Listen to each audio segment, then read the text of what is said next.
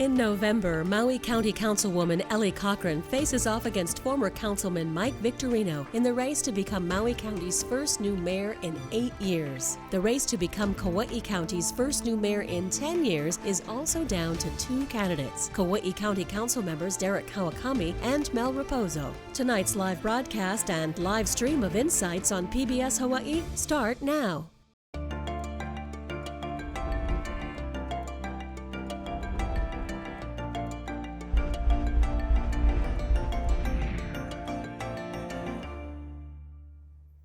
Aloha and welcome to Insights on PBS Hawaii. I'm Yenji Denise. With the current mayors on both Maui and Kauai counties ineligible to run again because of term limits, it is a certainty that each county will have a new mayor after the next election. Tonight we feature the top 2 candidates for each county. First, we will hear from the candidates for Maui County Mayor, Elle Cochran and Mike Victorino. Then after a short break, we'll hear from the candidates for Kauai County Mayor, Derek Kawakami and Mel Rapozo. Both of these races are nonpartisan. We look forward to your participation in tonight's show. You can call, email, or tweet us your questions, and you'll find a live stream of this program at pbshawaii.org and on the PBS Hawaii Facebook page.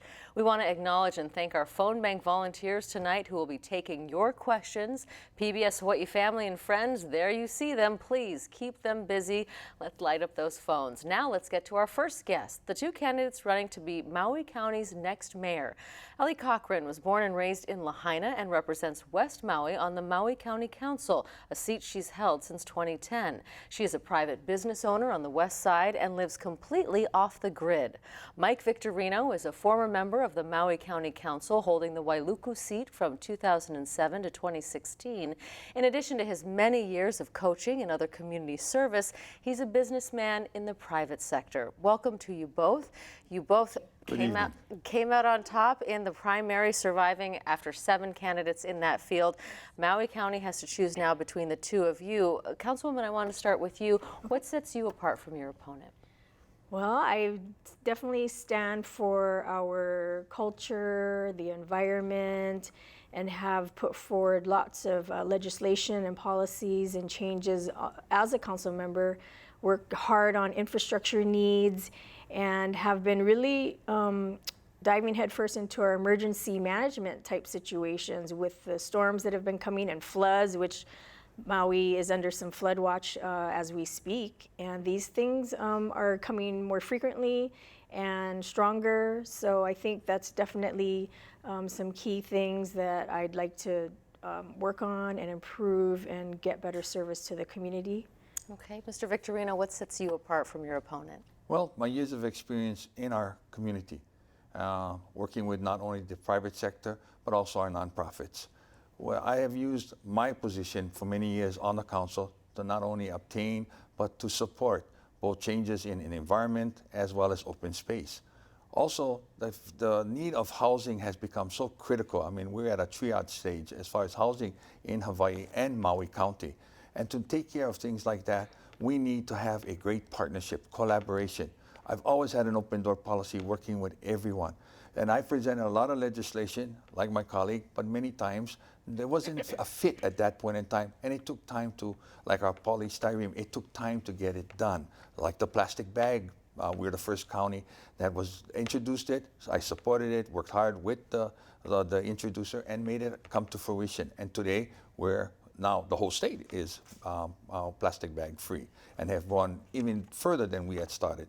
So I think I bring a wide array of different aspects, and I bring a lot of experience to the table working with big businesses, little mom and pop operations, and all of the segments throughout Maui County. You know, you mentioned housing right off the bat, and when we've had shows in the past talking to Maui residents, frankly, all the islands, but Maui in particular, seems to have a really tough housing situation. What specifically would you do to address that? We need to build, and we need to build housing in a wide array of areas, for both rentals and as well as purchase.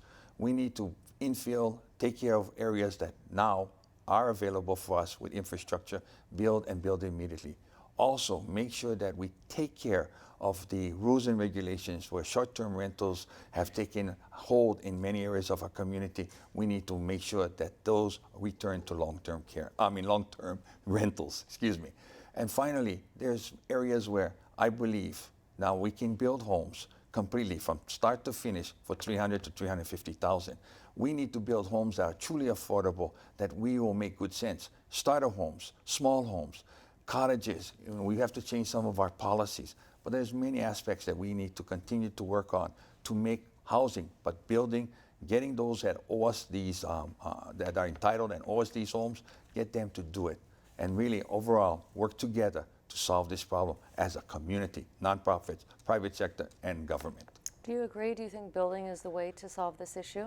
Well, I don't think we can build our way out of this personally. I think one of the top easiest, quickest way is to crack down on the illegal short-term rentals that are occurring. You know, 1 out of 3 homes are short-term rentals in West Maui, and those have been taken out of the market for our long-term rentals. So that's one start. And we have some county-owned lands. A couple of them are already zoned residential. We can put homes on that. One lot, there's one project, there's 55 lots, good to go, infrastructure installed. So we can build, but there's got to be 2 different inventories of housing. So I've been saying this. One can be the investment market rate type housing. The other is your affordable in perpetuity. So until we start creating this type of inventory where the houses stay in that affordable range for several generations, families, we're not gonna, this is why we're not gonna build ourselves out of this crisis, because a lot of the workforce housing projects flip out of affordability within 3, 5, 10 years, maybe 20, 30, but most of them have flipped out of affordability. So now here we are starting from square one again. So that's where I know we need to start building 2 types of housing inventories. You know, you mentioned short-term vacation rentals, and of course on Maui, it's such an important part of the economy there is tourism. But on the flip side, we do hear from residents saying that they really feel a tourism crunch, that they really feel like the growth is too much too fast, and that they're being shoved out of their favorite hikes or their favorite beaches or even out of housing. How do you plan to balance the infrastructure needs with the economic needs when it comes to tourism on Maui? Yeah, thank you. Yeah, Maui, it's being loved to death in a lot of ways, as you stated, with our beaches and our hiking areas. And so we're not going to stop the people from coming to visit, and we don't want to, but we need to manage, right? We need to manage that growth in our general plan. It already states in there that, you know, the ratio between residential and tourism should not exceed 33%. We're way over that. So, I mean, we want to talk about carrying capacity. Do we want to look at, are we over that edge?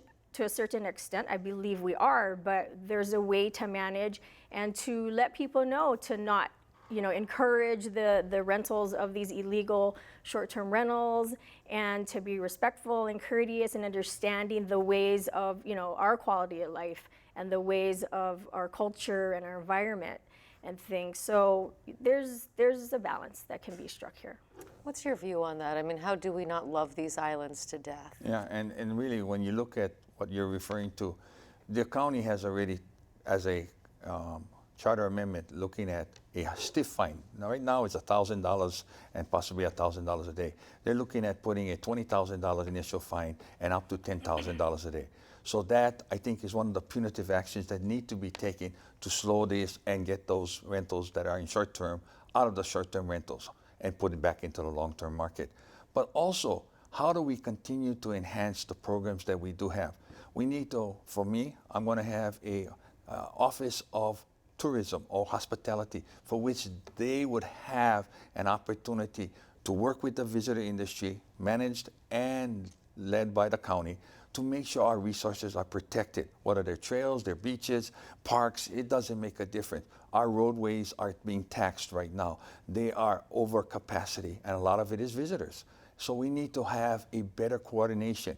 The Pono program that's out there right now, that now you sign a pledge to understand the importance of the environment and the importance of what we do and how we do culturally and how sensitive we are, is another area. Educating our visitors to make them understand this is important.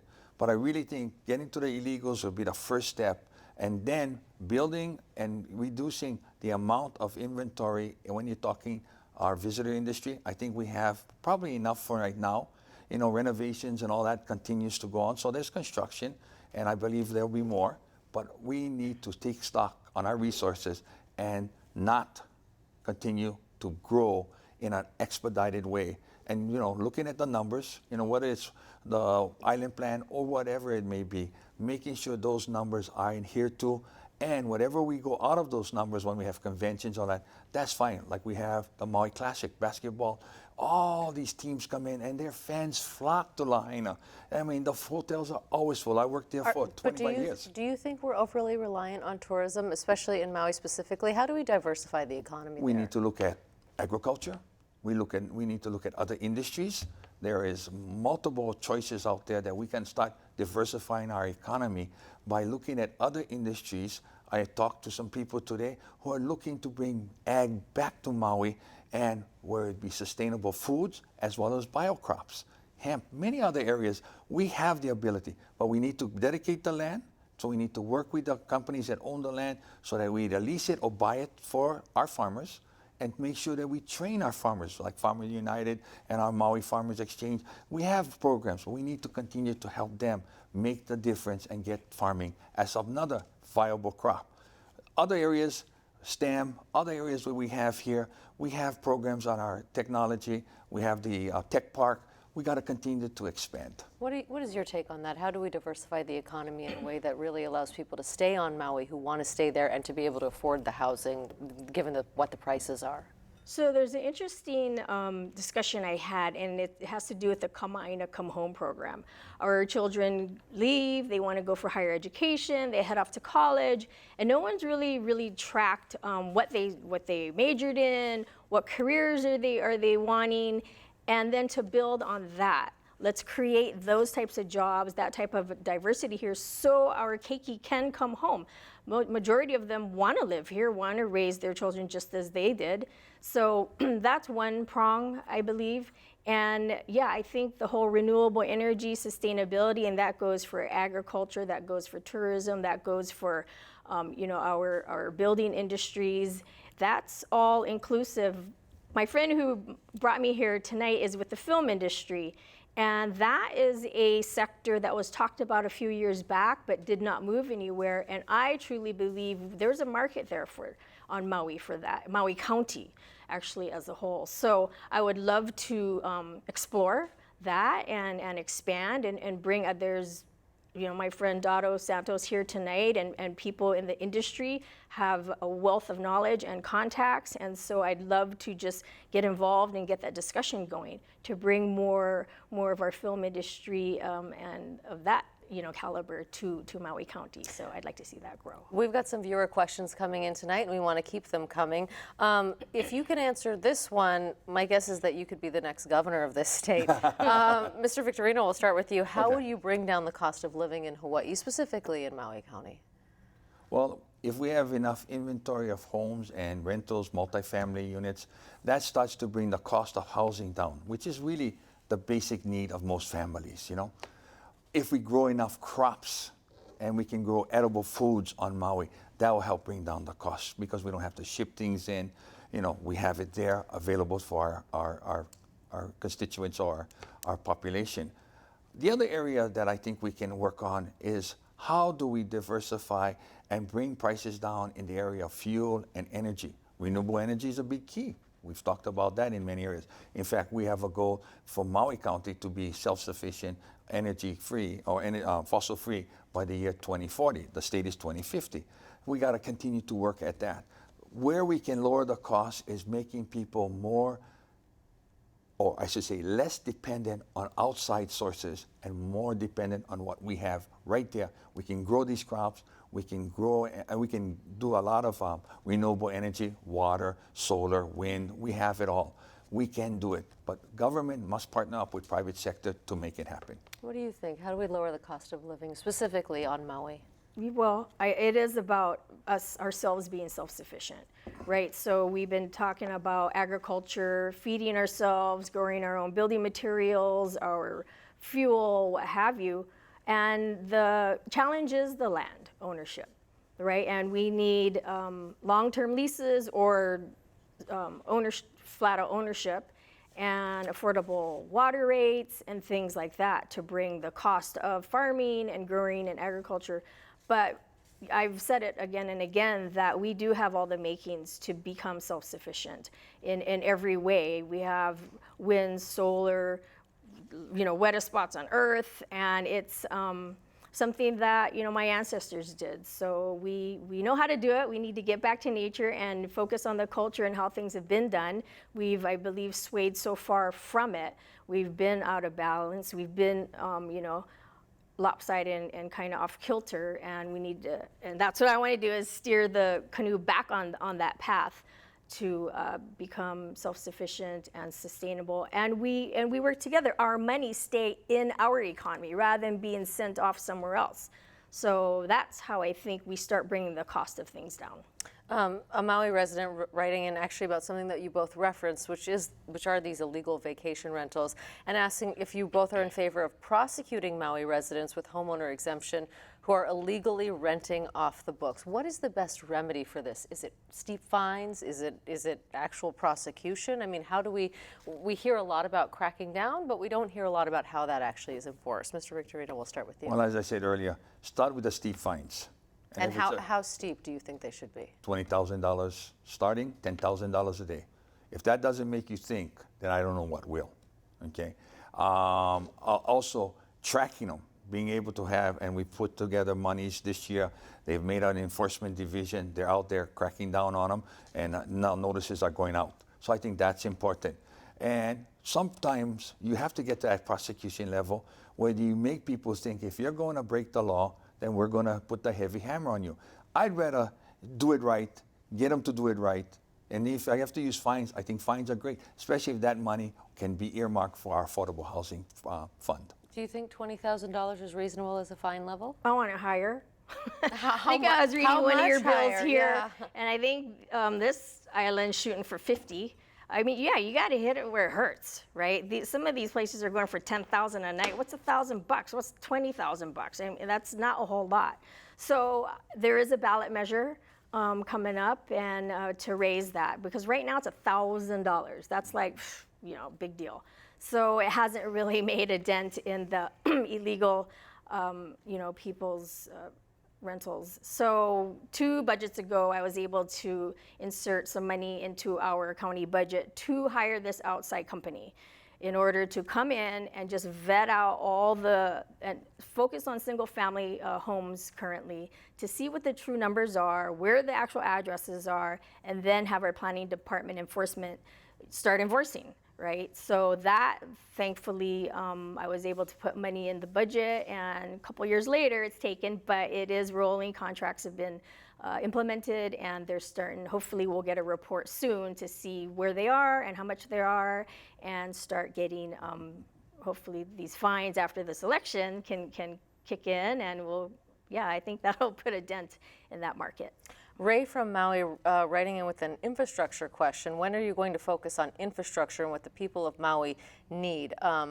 Infrastructure is pretty wide-reaching. He could mean traffic. He could mean, water main breaks. There's a lot of different things. But when you think about the infrastructure in Maui County, what do you think is the biggest challenge there, and how would you address it? Well, it would depend on the area. If you're talking West Maui, South Maui, traffic. If you're talking upcountry, water. If you're talking East Maui, is the infrastructure as far as an upcountry would be for the fact that we have a mandate from the state by 2050 to have all of these cesspools changed to septic systems, So it varies from community to community. But I think infrastructure in most people's minds is probably roadways, because other areas really feel the impact of our visitors. I mean, but that's state DOT. How much can the mayor really do? Well, I think the mayor can be more involved. I have worked with many of the people that are in both the legislature as well as our federal level, in our state federal legislature as well as the administration, and I have a good rapport with them. And I believe we need to continue to look for the funds. The state has funds available, but what we have to be completed is that shovel-ready projects. Make sure they're ready to go. And that's where the county has to take the lead in making sure that we are ready to take on whatever is brought up to us. There's a lot of improvements, like on our Loa Honapilani Road, that hasn't been done. Money's been put there, but nothing has been done. And so there are many areas where deferred agreements have not been taken care of, money that's sitting on the table that nothing has been done. Even though we made rule changes, we made policy changes, it hasn't come to fruition. We have a lot of questions to get Sure, to. go So just briefly, what would you say to Ray from Maui about the infrastructure, specifically looking at roads? I mean, given that that is a state DOT function, not necessarily the mayor. But we have a lot of county roads. So that is a big thing. We've, I've been able to beef up our pavement preservation in public works, so we don't have to look outside for third-party people to do the projects and do it in-house. So that's a big thing that we're improving on for sure. And it's, we got wastewater issues in West Maui, a huge litigation that came down. So that's a big thing, to start utilizing our R1 recycled water. And again, that can help with agriculture needs and things. Water as a whole is, I think, huge. In West Maui itself and other places, maintenance of these flumes, of these ditch systems have been very neglected. And in turn, we just had upcountry gets all the conservation, alerts, but we just got one in West Maui because the Honokahau ditch has not been maintained as it should, and no water was, the needed water source wasn't flowing to Mahina treatment. And so there's been some issues with that. I want to ask you both one final question, because we only have a few minutes. And I know, it goes Time fast, but I flies. want to make sure that I get this from both of you. And that is that the current administration has been in office for 8 years, so we're looking at big changes. If elected, Mr. Victorino, we'll start with you. What's the first thing that you would do that would set you apart from the current administration? Well, the first thing I would do is put together a Blue Ribbon Committee to start selecting all our directors, to find the best people to do the job, including our managing director. I think leadership has to be starts at the top. Also, to work more closely and enable our county workers to participate in all the processes. Go to them and say, by the way, how can we make your job better? What can we do to modernize, to make your job easier, and to help you serve our constituency, our clients? A customer-based government is really necessary. We need to do that. Reallocations of money if needed, reallocation of positions if needed. But these are things that we need to do. More importantly is really meet with the council and have the council and the administration working in sync instead of against each other. That's not a rubber stamp. That's being able to work together, collaborating and bringing all parties together. Then turn to our business and private and public sector, business and nonprofit sector, and have them to be a part of all of our solutions, because they bring to the table sometimes the necessary funding, grant abilities, and other areas that we can change some of the stuff. But finally, working with people, having an open door policy, which I've always had. Anyone can come in and let's sit down and find solutions to our problems. We'll let you have the last word. What do you feel that you would do? What's the first thing that you would do that would be different from your predecessor?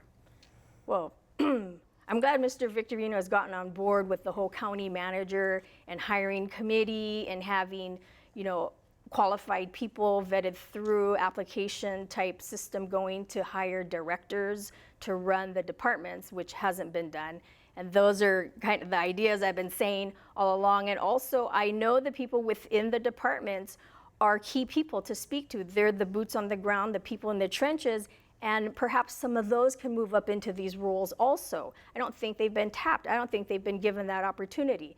So those are a couple of things I've been thinking about. But I just can't help but think about our emergency management and the issues that we've been living every day lately with the weather coming through. And that has to be revamped. That entire way we do our emergency management plans and preparedness, and how do we outreach and alert people. As you stated in my opening bio, I live off the grid, and that's really, really difficult to get information.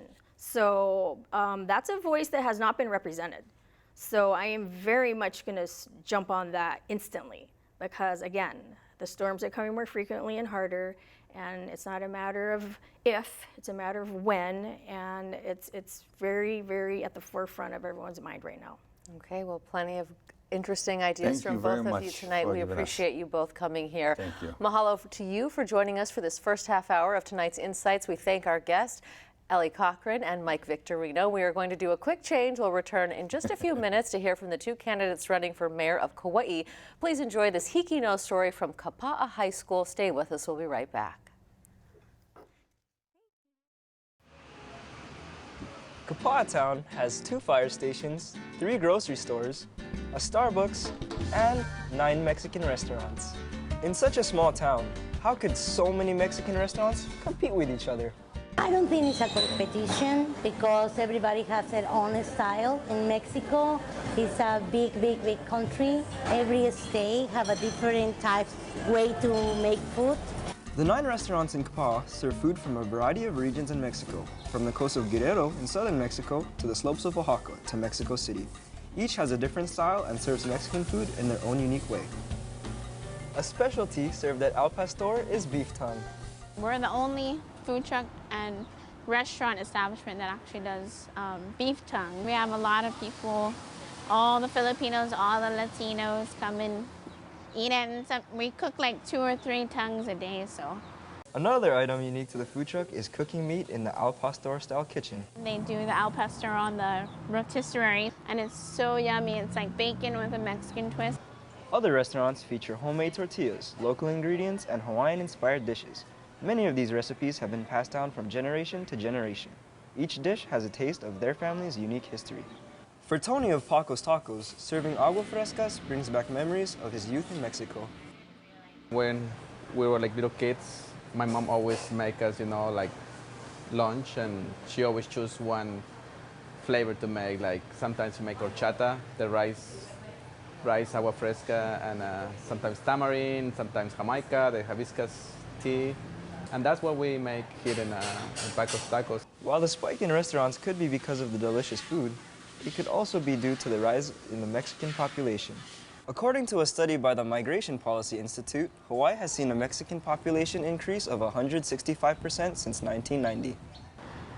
There is like a huge population of Latinos actually here. We've embraced the Latino community here, and they all come to eat, and they're all of our regulars. Today, the Aloha spirit is reflected in the values of the Mexican restaurants. We're really grateful to be in Kauai, and we're really grateful that we allow, to be making food for all Kauai. It's amazing how every person makes their own flavor. And especially, when you make in a good mood and you make it with love, it is even better. And it shows in how the customers are treated. We don't call them customers, we call them guests, because we treat them like, that's how we want us to treat us, like a guest, like a family member. The addition of Mexican restaurants in our Kapa'a family has created a truly unique mixed plate. We serve from our familia to the ohana, and with mucho aloha, of course. This is John Mark Olumpe from Kapa'a High School for Hikino.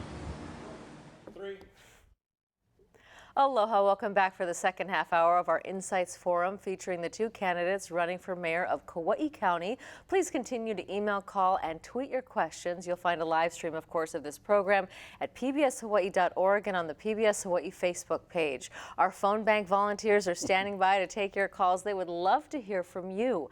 And now to our guest. Derek Kawakami is a current member of the Kauai County Council. He served on the council for 3 years before serving in the State House of Representatives. He returned to the council in 2016. Our next guest is Mel Rapozo. He is currently the chairman of the Kauai County Council. He served on the county council for 6 years before returning in 2010. Gentlemen, welcome. Thank you so much for being here tonight. Thank you for having us here. You both survived a pretty crowded field, 7 candidates. Now the voters must choose between the two of you. We'll start with you. What sets you apart from your opponent? Yunji, thank you so much for the question. I think what separates myself is experience. Our family owned and operated the Big Save grocery stores. I grew up in a grocery store, so I bring a breadth of private sector experience. I was able to oversee some convenience stores, gas stations, so I understand how hard it is to do business on Kauai. And as far as my public sector experience, like you mentioned, I have county council experience. I've been at the Hawaii State Legislature, where I had some leadership roles, and I also served on the board of directors for KIUC. So I think my breadth of experience and my ability to bring people together, to collaborate, to come up with solutions is really what sets us apart. What's your take on that? What sets you apart from your opponent? Thank you again. I would say the same thing, experience, different kind of experience. I've obviously served on the council for 14 years, the last 4 as the council chair. But I started in the county when I was 19 years old with the Kauai Police Department. So I've served 12 years with the Kauai Police Department. And I also have served 21 years in the military with the Air National Guard, retired from there. And in between, as a business owner as well. So I bring a lot of experience, all kinds of experience. I also believe, I think our upbringing is quite different. I started working at the very young age of 14 because we had to, and worked in the gas station. I'm probably one of the few people that never worked for Big Save, but I've worked all over Kauai, and never haven't stopped since. So I think it's just my experience stretches far across beyond the county or the state, and I think I bring that, and that's I think what separates us. You mentioned your experience in the private sector. In fact, you both did. And what we've heard as we've done these island forums and hearing from the residents of all the islands is the real need for economic diversity and opportunities beyond tourism. So what is your best solution to diversifying the economy so that people who want to live on Kauai can continue to stay there? Sure, we're striving to have a robust, diverse, stable economy that can pay living wages and have secure jobs. That's what our goal is. And we do that by identifying different sectors where we can move towards diversification. We're talking about health and wellness. We're talking about agriculture. I'm a big supporter of STEM. The public school system and the private school system, our colleges are investing heavily in science, technology, engineering, and math. And when we're forecasting what type of 21st century jobs as technology advances are still going to require that human element, we truly believe that early childhood education is always going to need that human touch.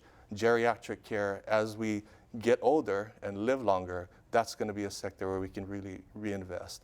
Arts and culture is another place that we're diversifying. And we have to be cognizant that the visitor industry is always going to be the base of our economy, but we can leverage the up and downs of that economy by really diversifying and reaching out and supporting those industries that we have identified as being able to have those living, paying jobs on Kauai. What's your take on that? How do we diversify the economy there? I think, first of all, starting with a very aggressive, vibrant economic development department. I think that's where, allowing our department heads to go out and explore possibilities. I think, as Derek said, the tourism industry will always be our backbone. It will always be in it. And as we're finding out now, it's actually what I call, we've become a victim of our own success. I mean, now the over tourism is affecting the infrastructure and the quality of life for so many people on Kauai. Agriculture is still alive and well on Kauai. It's obviously it's not going to come back to where we were at the plantation days. However, I believe there's some opportunities in some alternative crops. Hemp, I think, is one that we really got to pay attention to. It's a growing a crop that I think can provide for some very positive outcomes. So in addition to the high-tech industry, but we need to find that different industries, if you will, that can supplement the tourist industry. Hand in hand with the economy comes housing. I know Kauai has a housing crunch, as we do on basically all of the islands. What can you do right away to address the housing needs? The first thing I would do is redefine affordable housing on Kauai from 140% of median income, which is what is classifies an affordable housing unit, is to a household income that's 140% of median and below, to 100% and below. I think when we look at affordable housing on Kauai, we're selling affordable housing units at $500,000, $490,000, which simply isn't affordable. One of the things we need on Kauai is land. We gotta acquire some land, and I look to our partners in the private sector, our large landowners, the Grow Farms, the A&Bs, the Gay and Robinsons, and I don't have a problem working with them on some future incentives, development incentives, in return for some land today.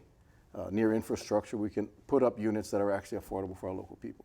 How do we address housing?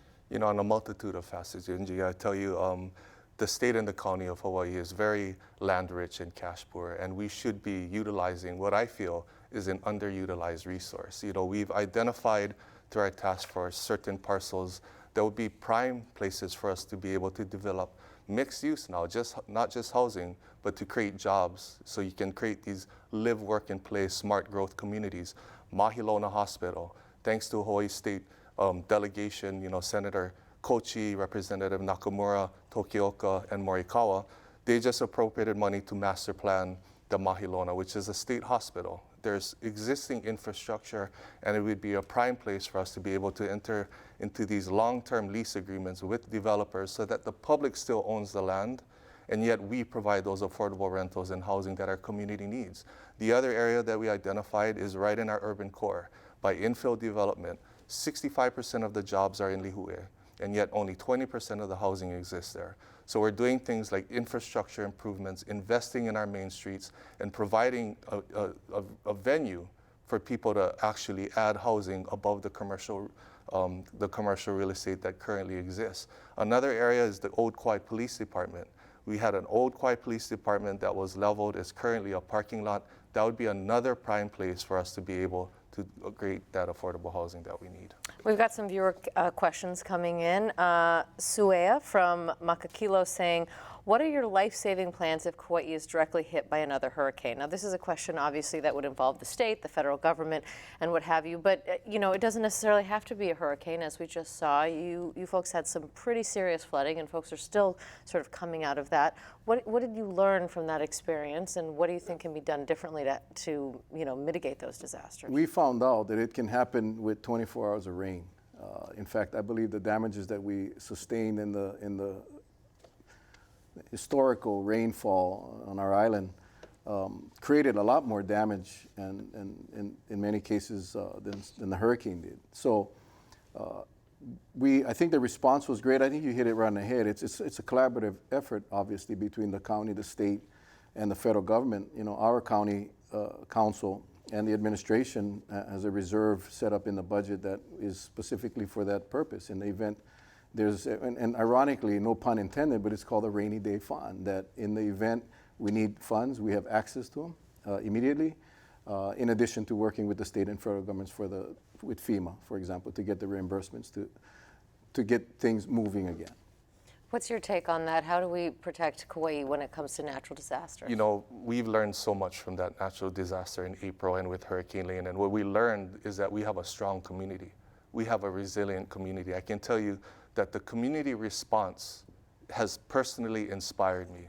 And what I viewed in the EOC with our Kauai Emergency Management Agency and all of the different public safety agencies and the communication that was involved, it really taught me what really worked back there. And I can tell you what was inspiring is to see those workers work night and day to make sure that services were provided, to make sure our residents were safe. We just had a briefing this morning, and some of the things that we learned is Department of Health said that we should have deployed healthcare into those areas that were isolated a little sooner. And also, we should have had mental health experts deployed immediately after those type of disasters. I think moving forward, what we've learned is that we need to mitigate for these natural disasters. We are an island state, and because of that, we're feeling the effects of climate change immediately, and we need to lead by example. I'm a surfer, so this is near and dear to my heart because as the sea level rises, that risks of our ability to have those surf spots that are near and dear to our heart. But we're seeing increased storms, the increase in the strength of storms. So it's a multitude of things that need to happen immediately for us to be able to address the issue at hand. Glenn from Kauai wants to know, will Kauai ever allow persons who are truly farming their land to be allowed to have a second home on their agricultural zoned property? This sort of ties in the economy, agriculture, and housing. What's your take on that? We created the farm worker housing bill, and we really defined what agriculture was and what bona fide farming was. And so we took steps to allow for bona fide farmers to create housing for their farm workers. And we've had, I think, a few units that are in the hopper. I think one farmer actually got their permit. And I think that's the right approach to take because developing on agricultural land is such a touchy subject. We have farmers out there that are really farming and struggling. And anytime we allow for development to happen on ag land, it raises the cost of farming for everybody else. And so we need to make sure that we're disciplined, We need to make sure that we can actually define what bona fide farming is. But I think what we currently have in place as far as housing on ag land should suffice. And we would be very open to taking a look at any other initiatives, but the protection of our ag lands are set the precedent. What's your response to Glenn? Should they be allowed to have a second home? Well, like Derek said, we have the farm worker housing in place currently. The question is, what constitutes a true farmer? We set an income or a revenue limit, a number that farmers in many cases, and I use the example of my mango tree, which I just planted in about 4 years ago, and I finally got my first fruit. How long does a farmer have before he sees that kind of revenue that would qualify them as a legitimate farmer? So, and understanding that they need workers on the farm. The other problem is trying to curtail the abuse and not turning these farm lots into vacation rentals and allowing so-called farmers that have, plants 20 trees in their yard constitutes a farmer, and then they're building a second and third unit to rent out to tourists. So I agree that we cannot have a successful farming industry on Kauai without the farm worker housing. And I think we did our job in the county council and administration by passing the farm worker bill into law. And again, if that needs to be expanded, I'm more than willing to look into that. I think this is Kapiolani. I'm just reading the handwriting here. I think it's apologies if I have the wrong name here, but I think it says Kapiolani from Anahola writes in, what are your plans for making Kauai more sustainable, and what are your feelings about GMO? GMO and pesticides on your island have had a lot of coverage and have had a lot of contention. What's your take? It's ironic, I just met with the GMO Free Kauai group today. 2491, the bill that rocked the world on Kauai, the pesticide bill, which I did not support, and I did not support the pesticide bill simply because of the jurisdiction issue, not the substance. I think that the bill was, the intent of the bill was legitimate and was a good one, and I think the state legislature addressed that in the last session and passed the laws that needed to be passed. GMO, to me, I'm not as concerned with the GMO industry, that in fact we rely on GMO in many cases, not just for food but for medication, and I think we need to understand the value of that. But diversification would be the key, and getting the people on the lands and allowing them to farm crops that are productive, I think, is the key. And in many cases, it is some pesticides are necessary. But yet I believe the regulation for the safe and effective use of pesticides is a must. This is such a controversial topic. Sure. What would you say to this resident from Anahola? Well, the health and safety of our people are bar none the top foundation of what government is all about, making sure our people are safe. I can tell you I come from the grocery industry, so I know how science and technology has increased productivity, has allowed for us to be able to stay one step ahead of famine in certain countries. And I can tell you, it's not about choosing one over the other. Like any tool, it can be used to be very constructive or very destructive. We need to ensure that these tools are used for constructive purposes. And that means responsibility from companies, making sure that we're using science in a way that betters the quality of life and ensuring that. As far as pesticides, we've met with some of the biotech companies, and they are some of the most responsible people as far as training, maintaining their equipment, and applying pesticides in a responsible manner. A lot of times when you're hearing of people getting sickened, it's from that home user that hasn't followed the instructions or maybe applying it on a windy day, so you have that drift. As far as agriculture, I think the best thing we can do is support our farmers, our local farmers.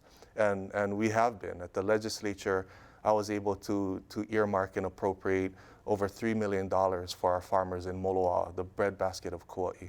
We've been able to appropriate grant and aid funds for Waipaw for their Hali'imu and Poi Mill, to the Kilauea Ag Park. I've introduced policies to make our sunshine markets better by allowing value-added products so that farmer can be productive and profitable, turn those tomatoes into salsa, turn those fruits into jams and jellies. And that's really where the profit margin is, and that's how we can support our agriculture. I'm hearing a lot of agreement between the two of you, but this is one issue I know you disagree on. Sure. So, Derek, you voted for the 0.5% excise tax surcharge for public transportation. Well, you voted against it. So who's right and why? I think I'm right. Well, apparently, I would presume that you both think you're right, Yeah, but please tell us why. It's a policy question. It's what do you believe? I just don't believe that the general excise tax, which we all know is a pyramiding tax, it's a tax that generates a lot of revenue for the state because of the pyramiding effect of that tax. It's also a regressive tax. It affects and impacts the poor. Obviously, the GE taxes everyone pays. And, I've said it in the past that, I've been on a council for a very long time, 14 years, and we've funded the roads divisions year after year. And yet, in the last few years, we have not gotten the performance. We have not gotten the roads paved. It's not because of lack of funds. It's a performance issue. There are other means of revenue generation that I believe should have been looked at over the GE tax because of the regressive nature of that tax. But we have a fuel tax or a vehicle weight tax. Those taxes would have been paid by the users of the road, the users of the vehicles that create the issues on the road. With the GE tax, people that don't drive, the kupuna on fixed income, and even the kids that are not working but go to the store to buy lunch are hit with that tax. So I don't like the GE tax. I think it's a bad tax, and that's obviously why I was the only council member that voted against it. Why was it something that you supported? Yunji, I think I was right, and so do 5 of my other colleagues on the council, and I can tell you why it was the right thing to do at the right time. Let's be realistic about our financial snapshot. We're getting less money from the state legislature. We're always getting on our hands and knees and begging, and it's time for us to control our own destiny. And it's the right tax because it's for the right purposes. It's not a blank check. That money is going to be utilized to fix our potholes that people have been complaining about. It's going to be used to alleviate traffic that our people have been complaining about. It's going to be used for public transportation, which is a social justice issue. Because when you ask people that want to be employed and gainfully employed, what's the 2 roadblocks? One is childcare, and the second thing is just the ability to get to and from work. So that money is going to be put to good use. That's going to be good CIP projects. And there's many men and women on Kauai that are dependent on that type of infrastructure projects. When you take a look at Kauai, at the amount of pickup trucks that are driving along our roads with a toolbox full of tools that are dependent on that type of jobs that pay living wages, jobs that improve the quality of life, it's the right type of tax because it's earmarked for those specific reasons. Okay. And that's why we're right. We have another viewer question, and we love that so many of these are coming in. If you become mayor, will you continue to restrict building height? Current restrictions are 30 feet for residential, 50 feet for commercial. Should those height limits be raised, perhaps to deal with a housing crunch? No. In a simple answer, it shouldn't. In the Lihue Town urban core, we're allowed to build up to 50 feet. We have some of the most stringent height ordinances that I support. I think in Hanalei, it's even more restrictive to 25 feet. And those are the right things to do because every single one of our communities is unique. When we're talking about revitalizing our urban core, I do believe that in Lihue, that part of the housing that we need is going to have to be built above what's commercial and retail as existing. We're going to have an infusion of about $15 million of federal funding to do infrastructure improvements in our urban core. And yes, I believe that you need to be able to build up to the current height that's allowable, but I wouldn't be in favor of ever raising that height allowance. What's your take? Absolutely not. I mean, I do not support any change in the height restrictions on Kauai, period. I mean, I think, many, many years ago, 7 very bold council members voted to restrict any buildings taller than any coconut tree. That language has since been changed, and there's some actual 30, 50 feet restrictions, and I definitely do not support any changes in the existing code. This is something that affects every single person who lives on Kauai, and that is solid waste disposal. It's said that the county landfill is nearing capacity. What would you do to address this critical need that we have? Are landfills the only option? We'll start with you. I don't believe so. I mean, I think we're going to always, the landfill is a cornerstone of a pillar of every solid waste management plan. You cannot get away from the landfill. My plan for many, many years, in fact, we were very close a couple of years ago with Mayor Cavallo. He had issued an RFP for an alternative technology, whether it's waste to energy or some other technology that can take care of our trash besides burying. my plan, if elected, is to reinstate that RFP and get it out there and explore the options. We cannot continue to bury our trash. We live on a very small island with finite land space. Kekaha is filling up. Before the storm, we were tossing about 200 tons a day of trash to the landfill. All of our estimations for the fill date for Kekaha is based on a 200 ton a day estimate. Since the storm, we're told by Public Works and Solid Waste that it is now up to 300 tons a day. That's going to shorten the life. We're nowhere near getting our new landfill. So one of my priorities is really to get that RFP out and start exploring. I believe we can get an alternative technology site up much quicker than we can a new landfill. What are we going to do with all the trash? Siting that new landfill is going to be the biggest CIP project that Kauai has seen in the recent future that I can remember. And it's going to be a top priority. Kekaha is filling up, and we need to be realistic.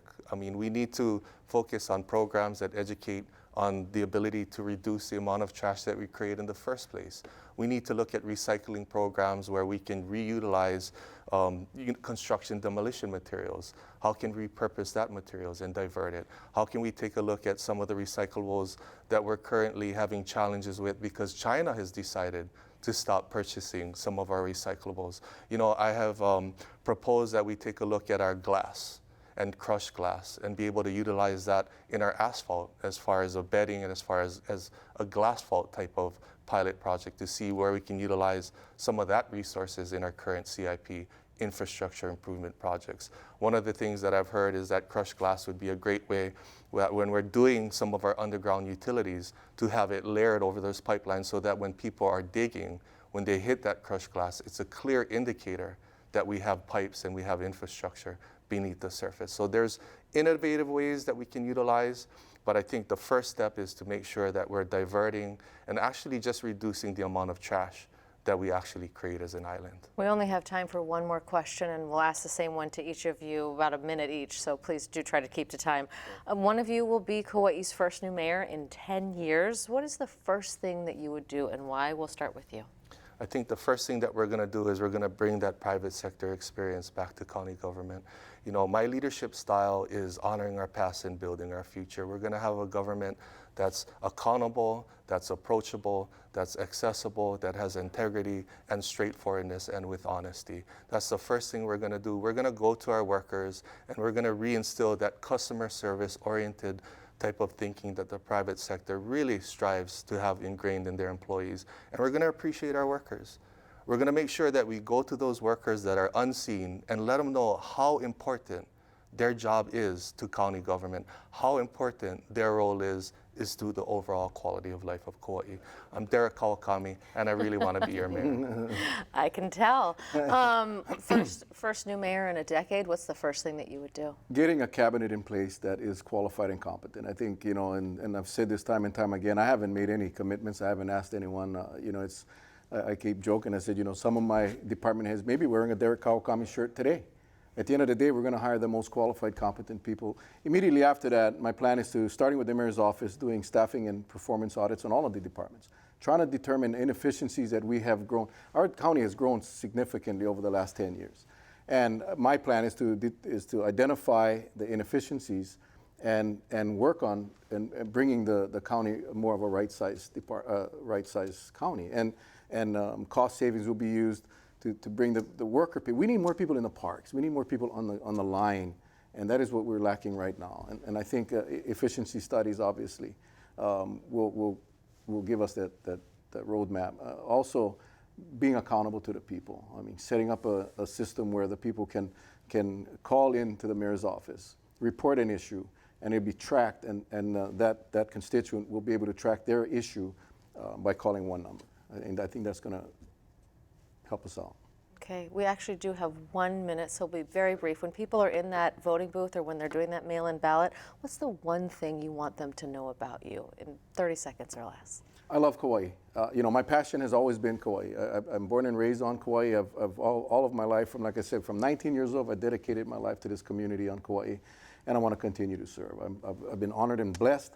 I thank the people of Kauai for allowing me to serve on the county council for as long as I have, and I want to continue as their mayor. Okay. I'd like for people to know how much I absolutely love and honor the privilege of being able to serve Kauai. You know, my heart has been with the working class men and women. From our days at Big Save, I got to work shoulder to shoulder with many of those people that are working 2 or 3 jobs. And we're going to do whatever it is that we can to start bending that cost of living curve down to get services out to you to improve your quality of life. Okay. Thank you so much. Gentlemen, thank you so much for being here. Mahalo to you for joining us. We want to thank our guests, Derek Kawakami and Mel Rapozo. Next week on Insights, we have another doubleheader coming up from 8 to 8:30. We will feature the candidates in Honolulu City Council District 4, that's from Hawaii Kai to Waikiki. Incumbent Trevor Ozawa is trying for a second term against challenger Tommy Waters. Then from 8:30 to 9, we will hear from the candidates running for Honolulu City Council District 8, which runs from Lower Aiea to Pearl City. Incumbent Brandon Elefante faces Kelly Kitashima. Join us next week, right here on Insights. I'm Yanji Denise on PBS Hawaii. Until next time, a hui hou.